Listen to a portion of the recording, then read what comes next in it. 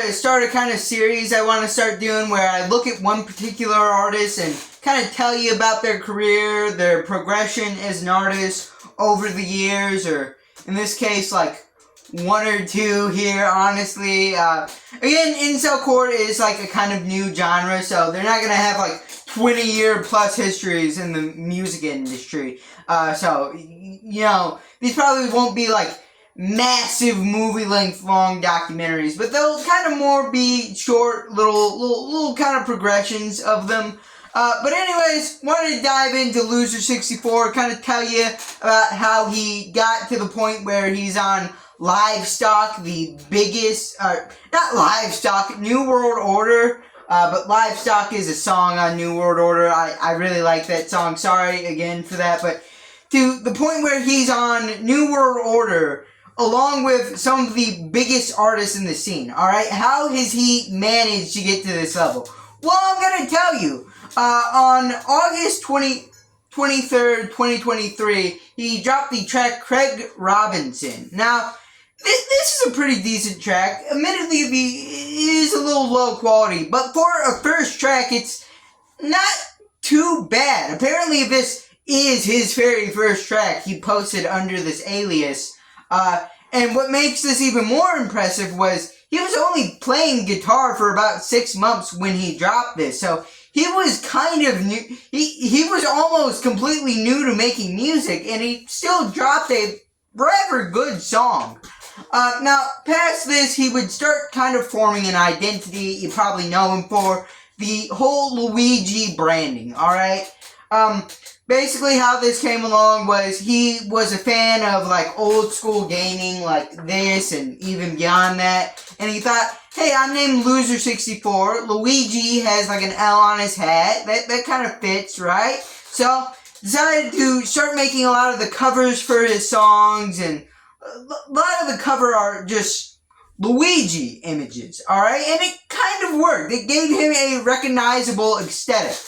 Now, he kept posting along like this, and eventually he made friends with Not Proper Attire, who's, I would say, is pretty well connected in the incelcore scene at this point. Not Proper Attire is. So, Not Proper Attire manages to get him on Masato Core. Now, this was a compilation album ran by Origami. Now, this is a big shot for him, alright? Being on these compilation albums can be a really good shot for new artists, getting their songs a couple hundred plays, getting their name out there.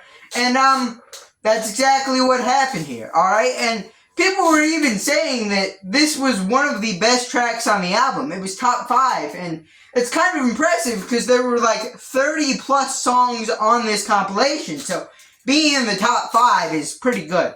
But after this, he would have an even bigger breakthrough at the time. With the E-Cell Motel Competition comp album, yeah, basically what went down here was there's this podcast and the E-Cell podcast talking about everything incelcore. I made a whole video doing a retrospective on that. Go check that out if you want more information. But basically, they did like a little competition. Basically, a lot of artists would submit their songs. It would be put into this like playlist, album thing.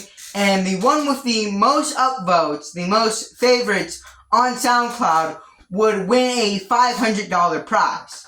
Now, loser64 didn't win this contest, but he came second, which would score him a interview on the E-Cell podcast, allowing him to get his name out there. And a lot of people would argue that he actually got robbed, and he did have the best song on the album. I may be one of those people, alright? Yeah, and if you look at the songs today, loser64's song Wage Cuck has the most likes today. Now, obviously, that's been boosted after the tournament, so I'm not saying he actually got robbed. But, like, yeah, it's kind of cool, like, you know, now he has first place. But, yeah, at the time he didn't get the $500, but he did get an interview that, you know, kind of allowed me to, you know, piece the story together so far. Now, after this, he would be invited after this, he would post a few more tracks that year, eventually closing the year off with 2 kind of slower tracks, and Catcher, which is a genuinely pretty emotional song, and Blue Christmas, ending off his first year in the music biz, in the incel core music biz, or at least first full year. And then 2025, he would hit the ground running with the track E-Girl 195, alright? This song became massive, with 50,000 plays on SoundCloud, 400,000 streams on Spotify, and yeah, a lot of people were saying he was going to blow up. With this track, he absolutely did. At one point, he was pushing 60,000 monthly listeners, just off the inertia of this song and the inertia it was giving the other songs he had.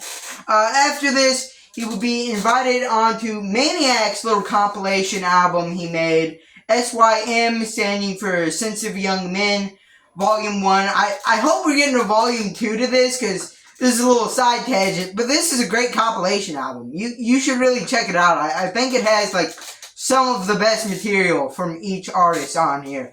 And loser64, yet again, would have the most streamed song on this compilation album.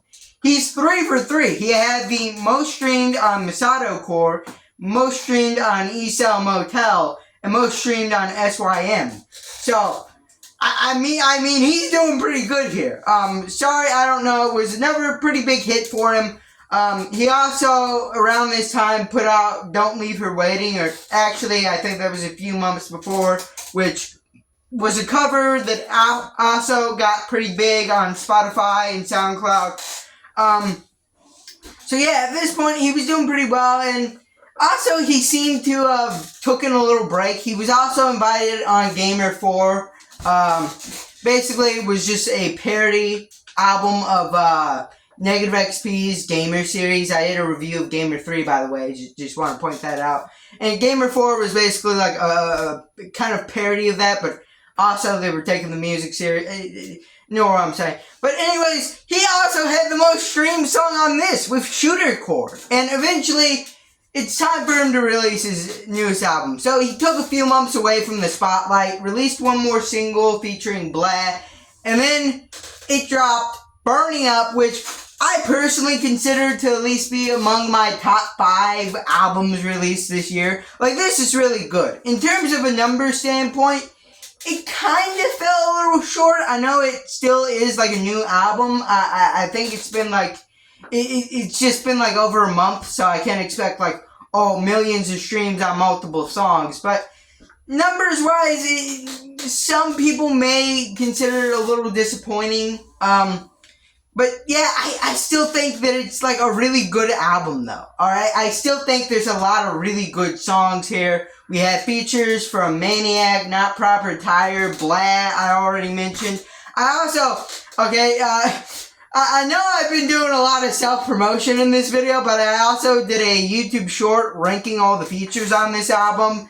But anyways, back to the point. This is just a really good album. I really, really like it. And you should check it out. And that brings us up to current day. He got on New World Order with some of the biggest people in the scene. Now, this one broke the streak, alright? He was 4 for 4 for having the most streamed song on each album, on each compilation album.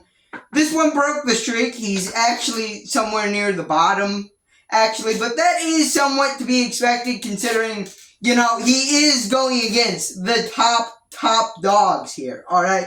And it's kind of just impressive that he is here. He is considered, a colleague of the biggest people. And he's managed to build up such a cult of personality in just 2 years. Such a recognizable image in the scene. It's kind of cool what he's managed to do. By the way, before we get out here, I do have to mention a little controversy he did have. I wouldn't necessarily say this controversy was career ruining, but I guess it was a controversy. There was this other compilation album named Incest Core that either loser64 turned down or just was never invited to. Well, when this came out, you know, it does have a little bit of a weird name, so loser64 made a little joking tweet at the time, basically saying, I'm glad I wasn't invited onto this album, which I don't know if the artists on there took insult to this. I watched an interview with some of the artists on there talking about this on an interview with Apis. They seemed to not be taking this too seriously and just thought the tweet was a little cringe, which, you know, I can see, alright? This genre is about being a freaky weirdo with freaky weirdo song lyrics, song titles. Why are we just drawing the line here and saying, ew, this is too weird for me? Ew, why are we doing this? I can kind of see where some people may think the tweet's a little unfunny and cringe, but also, I don't necessarily think loser64 was trying to put these artists down with it. He was just trying to make a joke that didn't necessarily land. But anyways, besides that, I think he stayed relatively controversy free. If you like this video, leave a like, subscribe, comment down below, and bye.